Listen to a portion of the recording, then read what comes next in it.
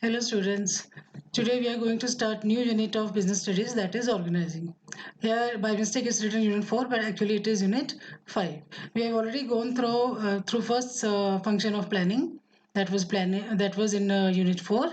Now the second function of management is organizing, as we have already discussed that our next chapters are based on 5 functions of management. So as in planning, we studied all about planning features, limitations, process, and we also came to know that planning is the primary function of management.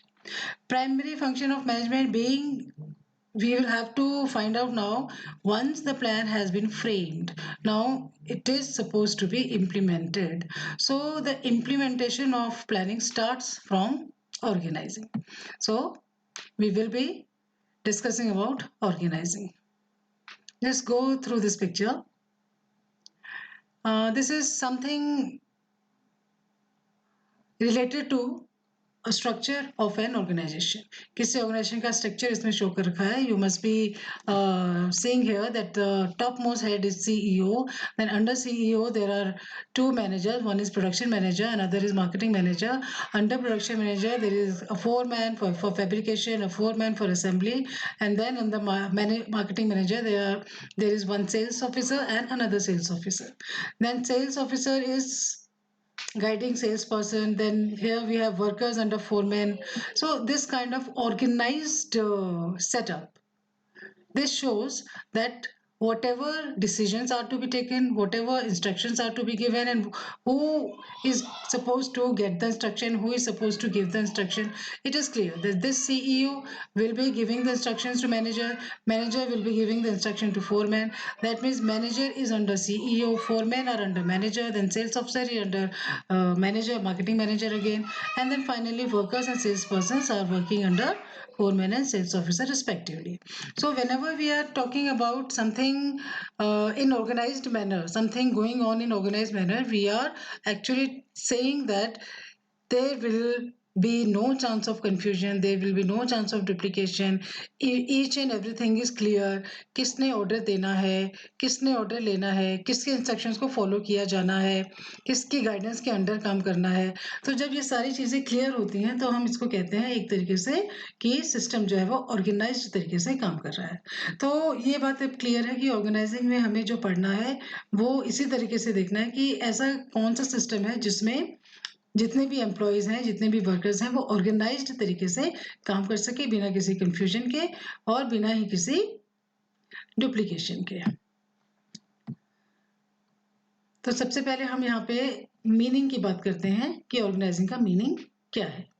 देखिए, simple सी बात है. Organising is a process that initiate implementation of plans by clarifying jobs and working relationships and effectively deploying resources for attainment of identified and desired result.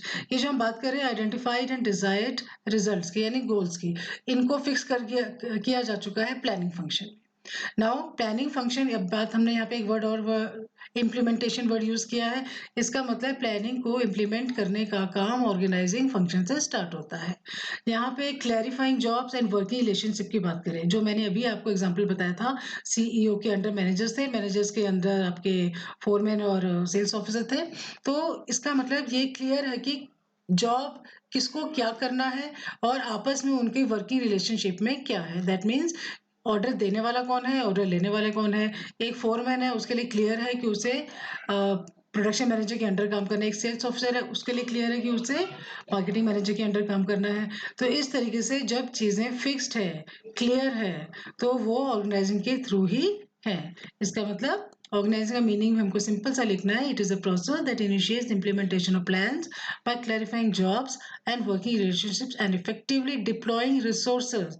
Deploying resources का मतलब है man human resources है, material resources है, उनको सही जगह पे use करना, ऑप्टिमम तरीके से यूज करना, ताकि जो प्लान्ड गोल्स हैं, प्लान्ड ऑब्जेक्टिव्स हैं, जो ऑलरेडी आइडेंटिफाई किए जा चुके हैं हमारे प्लानिंग प्रोसेस में, उनको प्रॉपर तरीके से अचीव किया जा सके. अब यहाँ पे मैं प्रोसेस बताती हूँ. इसमें आपके ऑर्गेनाइजिंग का प्रोसेस एकदम सिंपल है. सिंपल जो हमने उस समय मैंने आपको अभी थोड़ी देर पहले जो ऑर्गेनाइजेशन चार्ट दिखाया था उसके बेसिस पे हम सिंपल से इसके प्रोसेस के स्टेप्स को भी जज कर सकते हैं। सबसे पहला स्टेप है identification and division of work. Identification and division of work का सिंपल सा किसी भी ऑर्गेनाइजेशन में काम करने से पहले देखना होगा कि काम क्या क्या करने हैं। तो सबसे पहले काम को आइडेंटिफाई करना और फिर उस काम को डिवाइड करना, ये सबसे पहला स्टेप होगा ऑर्गेनाइजिंग का। इसमें सिंपल सी बात हम ये कहेंगे कि work is divided into managerial activities so that duplication can be avoided and burden of work can be shared. काम के बर्डन को शेयर करने के लिए ही काम को डिवाइड किया जाता है और इसी तरीके से डुप्लीकेशन को अवॉइड करने के लिए कि एक काम को दो लोग ना कर डाले कहीं। तो इसीलिए सबसे पहला स्टेप जो ऑर्गेनाइजिंग का है वो है identification and division of work.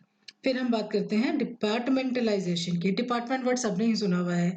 Normally जब भी हम डिपार्टमेंट के आप स्कूल में देखते हैं, हम कभी बोलते हैं एग्जाम डिपार्टमेंट में जाके पूछा हो।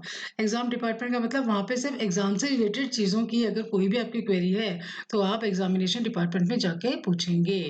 इसी तरह से अगर आपको ये पता करना है, एडमिशन के बारे में पता करना है, तो आपसे कहा जाता है एडमिशन डिपार्टमेंट में जाके पूछना।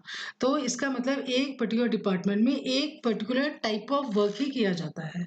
तो डिपार्टमेंटलाइजेशन सिंपल सा है that work has been divided into small and manageable activities that those activities which are similar in nature are grouped together। इसका मतलब एक जैसी एक्टिविटीज, एक जैसी नेचर की एक्टिविटीज को एक ग्रुप में लेकर आ जाना, उस ग्रुप को हम डिपार्टमेंट कहते हैं और इसी ग्रुपिंग प्रोसेस को हम कहते हैं departmentalisation. Simply we can say the grouping process of similar work is called departmentalisation.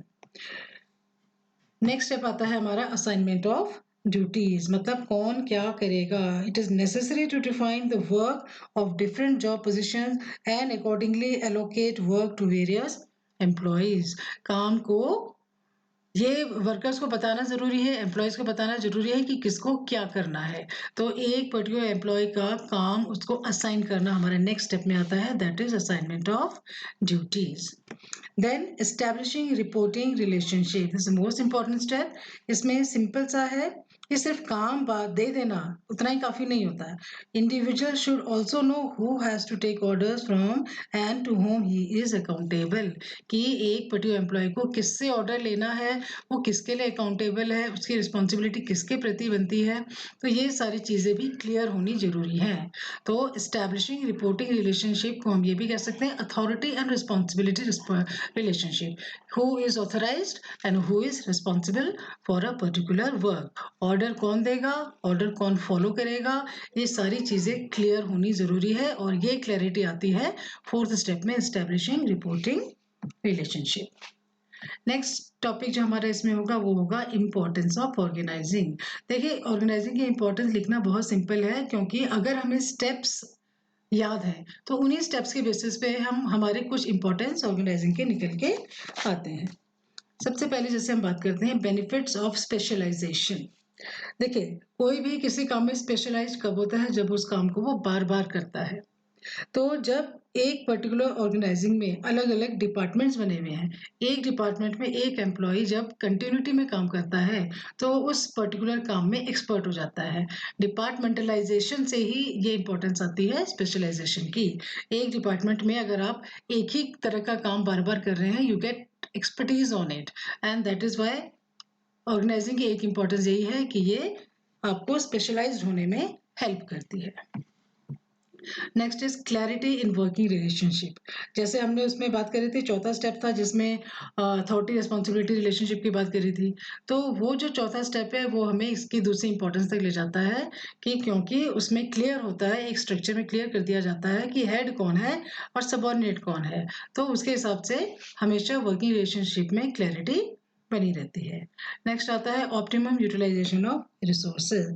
जब काम को सिस्टमेटिक तरीके से डिवाइड किया गया है, एक डिपार्टमेंट में एक ही तरह के नेचर का काम हो रहा है, काम करने वाला उस पर एक्सपर्ट होता जा रहा है, तो उसके एज ए रिजल्ट जो रिसोर्सेज हैं उनका जो यूटिलाइजेशन है वो अच्छे तरीके से होता है। यानी आप रिसोर्सेज को वेस्ट नहीं करते हैं। एक एम्प्लॉय जब अपने काम में परफेक्ट होता है तो उसमें रिसोर्सेज का वेस्टेज कम होता है। तो एक ऑर्गेनाइजिंग की इंपॉर्टेंस हमारी ये भी आती है that organising leads to proper usage of all materials, financial and human resources. Assignment of jobs avoids overlapping of work and also makes possible for the best use of resources.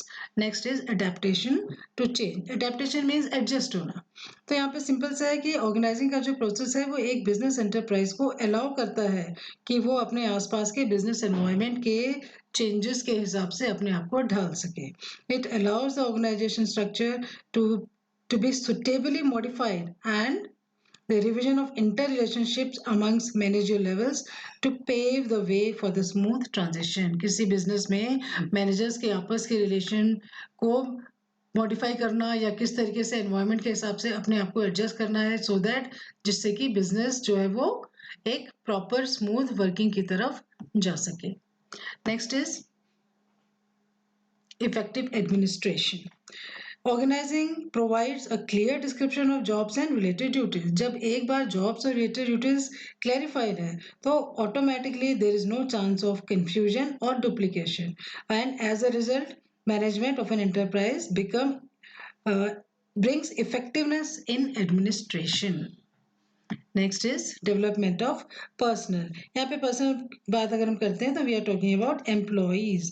Employees का भी इसमें personal development होता है. Effective delegation allows the manager to reduce the workload.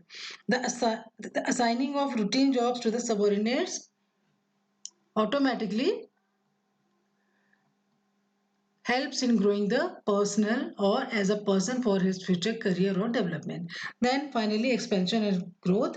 Organizing helps in growth and diversification of enterprise by enabling it to deviate from existing norms and taking up new challenges. एक organized company ही नए challenges को accept कर सकती है और अपने growth के chances बढ़ा सकती है. तो इस तरीके से आपको इसमें इंपॉर्टेंस ऑफ ऑर्गेनाइजिंग लिखनी है.